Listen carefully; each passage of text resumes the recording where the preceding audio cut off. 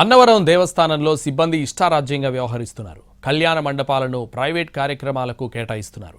దళారులతో దేవస్థానం ఉద్యోగులు కుమ్మక్కవుతున్నారు.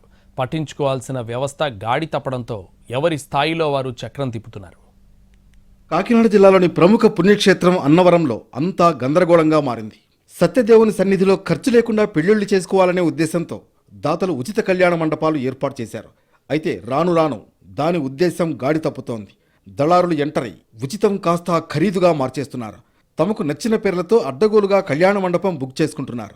నిజమైన పెళ్లి వాళ్ల వద్ద డబ్బులు తీసుకుని మండపాలు కేటాయిస్తున్నారు. ఈ వ్యవహారంలో ఆలయ సిబ్బంది పాత్ర కూడా ఉంది. కాటేజీల్లోనూ అదే పరిస్థితి ఉంది. రద్దీగా ఉండే రోజుల్లో బల్క్గా బుక్ చేస్తున్నారు. వాటిని డబ్బు ఎక్కువగా ఇచ్చే వాళ్లకు కట్టబెడుతున్నారు. ఆలయ ఉద్యోగుల కక్కుర్తితో దేవస్థానం దగ్గర భక్తులకు ఇబ్బందులు తప్పడం లేదు.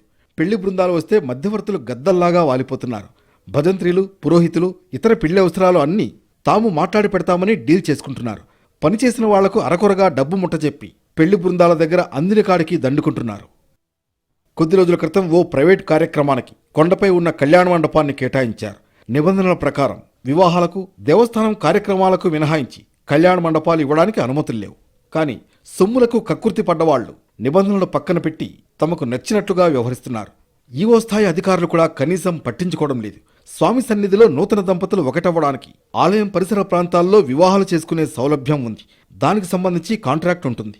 అందులో కూడా చాలా లొసుగులు ఉన్నాయి. పూర్తిగా స్వామివారి సన్నిధిలో పర్యవేక్షణ కొరవడింది. కొందరు పాతుకుపోయిన ఉద్యోగులు తమ స్వలాభం కోసం మధ్యవర్తులతో కుమ్మక్కవుతున్నారు. అసలు ఆలయానికి సంబంధం లేని వాళ్లు పెత్తనం చేస్తూ దర్జాగా సొమ్ము చేసుకుంటున్నారు. ఇప్పటికైనా సంబంధిత అధికారులు దీనిపై దృష్టి పెట్టాల్సిన అవసరం ఉందంటున్నారు భక్తులు.